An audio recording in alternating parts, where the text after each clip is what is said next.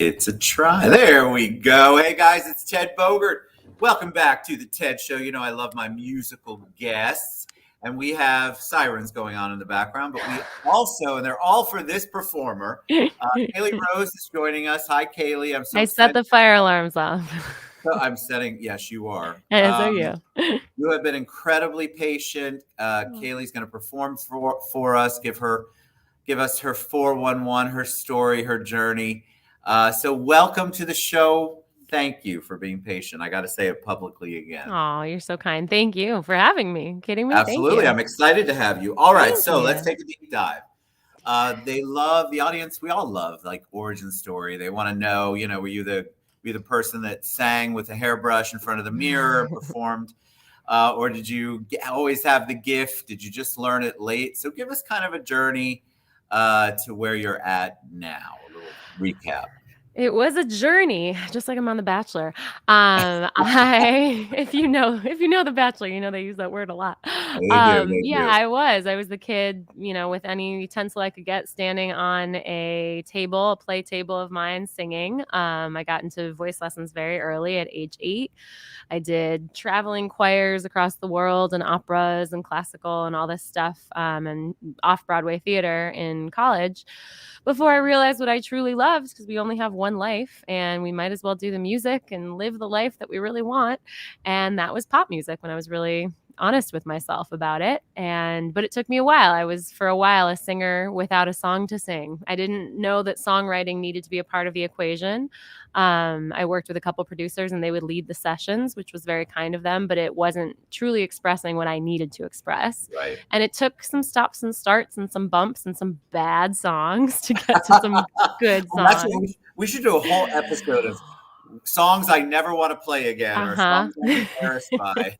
It's true. Mortified is more maybe the word I would use.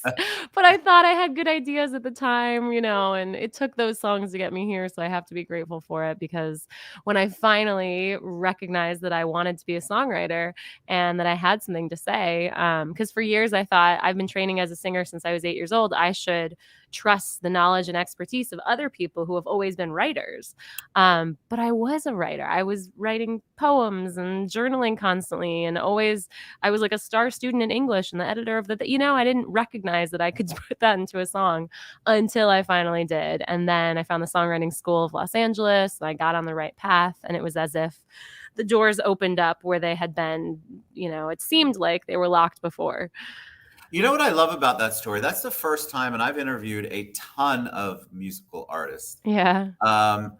I find that interesting because most of them were songwriters. Like, they knew that they did it. Like, they did it before they began performing. So I'm fascinated by how did you have the gift innately? Because I would be like, okay, roses are red, violets are blue. How do I make this song make sense? So if you didn't do it before, you talk about the transition being a little bit bad and maybe some songs not being so great. What was that like? What did you have to do for yourself? Meditate, read a whole bunch of stuff. What was the process so that you did know you were able to become a songwriter that could perform really great songs? Yeah, I mean, I wrote my first song when I was like 10. I wrote it. It was garbage, but it was there.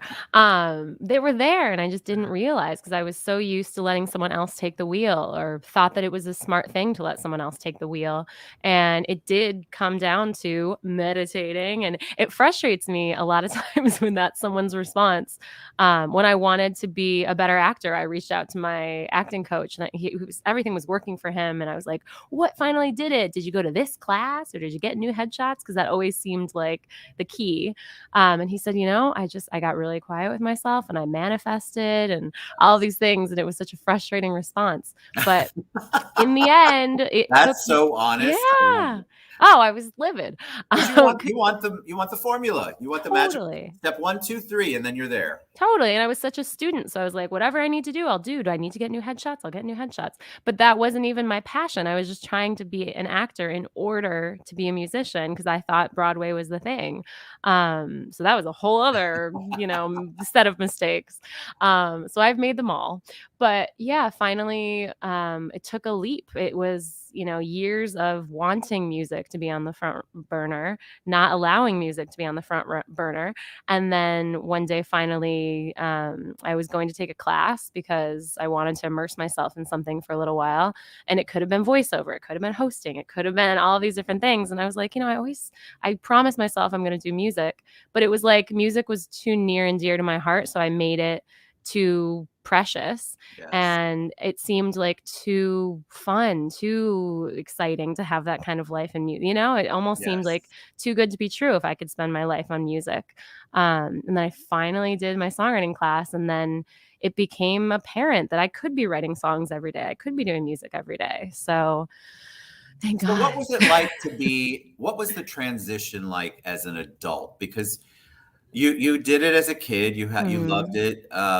No stage was fearful. You weren't fearful of any stage, It's but true. it's so different when you have to when you have to be an adult and you have a passion, you have a gift, but yet you still Mm. have to pay the bills. We have a lot of Absolutely. songwriters and singers and performers that ask me that and ask me to Yeah. ask you all. So, Yeah. how did you do it? How are you balancing adulting with your passion?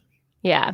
I have been working in voiceover for over 10 years, and that I was very thankful to be using my voice, and I thought, "I did it. I got my purpose. This is what I want to be doing." And I'm still so thankful for it, but I didn't have music in my life every day, so I wasn't wholly fulfilled. But I still do voiceover. I'm very thankful for it, but that was what was paying the bills. And to not fully be available all day, to be in a songwriting session with other people for 3 hours and say, "Okay, I'm gonna block off this time. I can't do an audition for voiceover during that time," was terrifying. But so was quitting Starbucks when I got into voiceover. So you Correct. need to take those leaps. And I do feel like, whatever higher power you believe in will be there to catch you, but it's scary. And I did have savings, luckily, and my husband is very helpful, because I was helping him for a while, and now, in the beginning, he supported this dream. So having that teammate was very helpful. It's But huge. I never would want people to think, "Oh, yeah, her husband's bankrolling." No, like, I worked really hard. I supported him it helped him in the beginning of our relationship. And then we got to take that passing of the baton and use my savings, and I still do voiceover. I still work. It's just every single day is a juggling act. And you're still working it, you're Mm. balancing it the way that you want to instead of being Mhm. primarily reliant on the voiceover work. Totally. You've Yeah. made it, you've switched it up. So what's that like in the process? You mentioned songwriting, obviously, and you mentioned collaboration. So we've had Mm. artists on that only do solo. They don't Mm. know how to collaborate, they don't enjoy it. And then I have artists that only like to collaborate and do most of their songwriting with someone else or another group. What's your way? It depends on the song for me. In the beginning, again, I didn't trust myself, and so I thought I could only co-write, and I was really afraid of that being the case.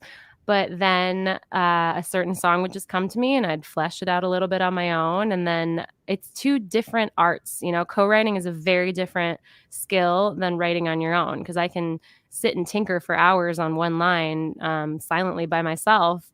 But when I'm in a room with people, it can't all be silent. You have to be a collaborative person thinking out verbally, really, verbalizing your thoughts. So it is two different arts in that way.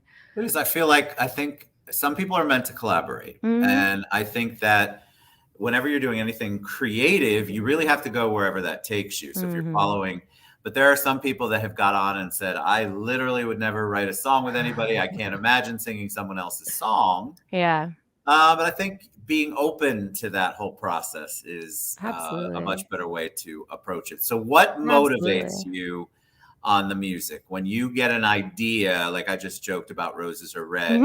It's all relationship driven. Is it something you saw on TV? What gets those creative juices flowing, which I imagine are every single day?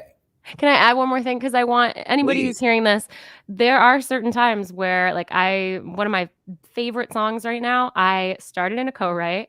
Someone said one line, and that just really, like, kinda hit me.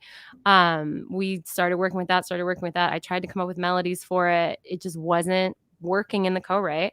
I realized I needed to take some space to myself, which, for someone who used to hate being alone, didn't think that they could create on their own, to realize I needed to step away from that co-write and say, you know what, I need to listen to whatever's going on in here and use this.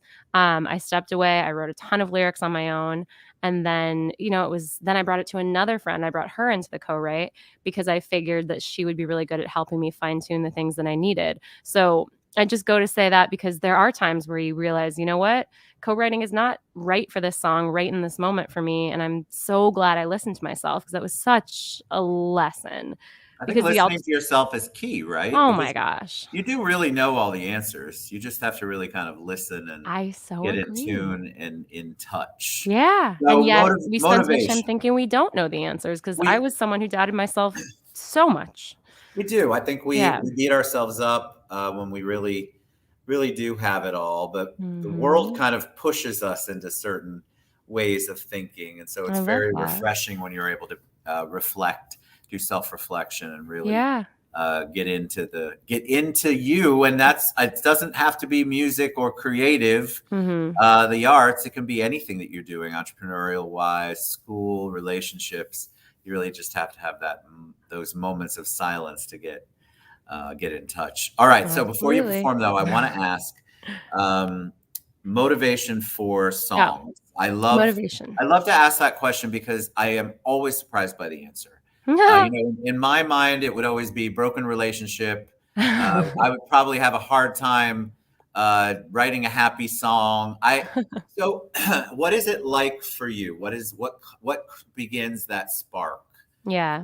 It is a lot of broken songs in the beginning, I feel like, because a lot of people use songwriting as therapy, which is definitely cheaper than real therapy, but also they both serve a purpose. Therapy is wonderful. I love therapy. Agreed. Agreed. Um, but I got to a happy place eventually, by thinking about how much I love my husband. A lot of my songs are about how much I love my husband. And Aw. then, yeah, and then I kind of realized I wanted my message to empower people and make them feel confident. So that's another more positive angle I take with my music because I want so badly for people to feel good and happy and confident. And then inspiration is everywhere, like sometimes if I just open up my mind and I let myself listen instead of having a screen in front of me or feeling like I need to surround myself with people, if I let myself be alone and quiet, ideas will just come. And you have to, if you open, people underestimate the value of that. If you really do Mm, try to learn how to open up, and it can be, sometimes you have to struggle with it. You have to go through it. It's not, for most people, it's not a natural thing because you're so used to deflecting all of the other outside things that are coming at you a million miles a minute. But yeah, absolutely. I love the opening up. All right, I'm going to stop talking. I'm going to take myself off. No, I love Tell us talking to what, you. tell us what you're going to perform and give us a little background on it, and then Yes. take it away. So gosh, I was going back and forth, back and forth. Should it be empowering or heartfelt? But one of my recent releases, Fight Like a Girl, is very different in the production side than when I take it to acoustic. There is a piano in front of me. There it is. And so I figured I would do an acoustic version of that. And Wonderful. then, yeah. And then I stream on Twitch regularly. And every time I get a new follower, I sing something new. And I close every show with it too, in order for people to get really happy when I send them on All their right. way. So Wonderful. this is Fight Like a Girl, the acoustic version. Driving into work in a world she don't belong. She's grinding every day for the life she wants. She's fighting, she's fighting. She earns her 80 cents, drinks her coffee strong. She keeps her cool when the pressure is on. She's fighting, she's fighting. She taught me life's not easy. She showed me to take that lead. I gotta fight, fight, fight like a girl. She taught me nothing comes free. She showed me that I'm all I need. Fight, fight, fight like a girl. Fight, fight, fight like a girl. Now I'm the one who's got cool hands on the wheel. I'm racing home stretch. I'm a woman of steel. I'm fighting, I'm fighting. Try to catch up, can't match my speed. I learned how to win this race from her backseat. I'm fighting, I'm fighting. She taught me life's not easy. She showed me to take the lead. I gotta fight, fight, fight like a girl. Fight, fight, fight like a girl. She taught me nothing comes free. She showed me I'm all I need. Fight, fight, fight like a girl. Fight, fight, fight like a girl. Bring on the bruises, land every punch. 'Cause when we've been fall, we always get back up. Bring on the bruises, land every punch. 'Cause when we've been fall, we always get back up. Fight, fight, fight like a girl. Fight, fight, fight like a girl. She taught me life's not easy. She showed me to take the lead. I gotta fight, fight, fight like a girl. Fight, fight, fight like a girl. She taught me nothing comes free. She showed me I'm all I need. Fight, fight, fight like a girl. Fight, fight, fight like a girl. My God. That's that one. They're beautiful. And I'm going to tell Thank you, you. and I mean that. And I take myself off just in case you're bad. That's the secret. Because my face will certainly show it. I adore you. That was beautiful. But Thank I want to tell you you. the thing that most stuck out with me is you smiled through it. I loved that because a lot of times there's this intensity, which I get, and the song's powerful, it's motivating, it's empowering. But what I loved is seeing you were obviously enjoying it and feeling it. And I think a lot of times artists forget that it's okay to smile, especially if it's a song that is empowering. And so kudos to you. The voice is beautiful, and I loved the words and the performance. But yeah, I loved that you could hear your emotions, but you could also see them. Thank you so much. I think that from a performance perspective is very kind. Beautiful. All right. Thank you so Tell them much. the best way they can find you. How can they download your music, buy it, follow you, all that good stuff? All the good stuff. I am at Caley Rose everywhere. It's Caley, Rose as in the flower, except for TikTok where I'm at Caley Rose Music. Somebody already had that Caley Rose. And you can find me on Spotify, Apple Music, all the things. I just released my latest single, which is very empowering. It has throwback vibes and it's very poppy, good for workouts. It's called Game Over. You're a joy. Please come back on anytime. I promise it won't take 6 years. Next time, anytime you have something to release. I loved that. I understand. I really Thank you so much. Should I do my closer still? Yeah. Oh, we're going to do 2 or 1? You can. You want to do a second? We'll have you take it out. Take us out. Yes. All right. This is something new. And I teach this in shows because it's really fun to sing along with. And I wrote this on the very day that I realized that I was pregnant. So I had a co-writing session that night. Yeah. And this melody just came to me and it is a happy song. So it goes like this. Ba-da, ba-da, ba-da, ba-da, ba-da, ba-da-da-da.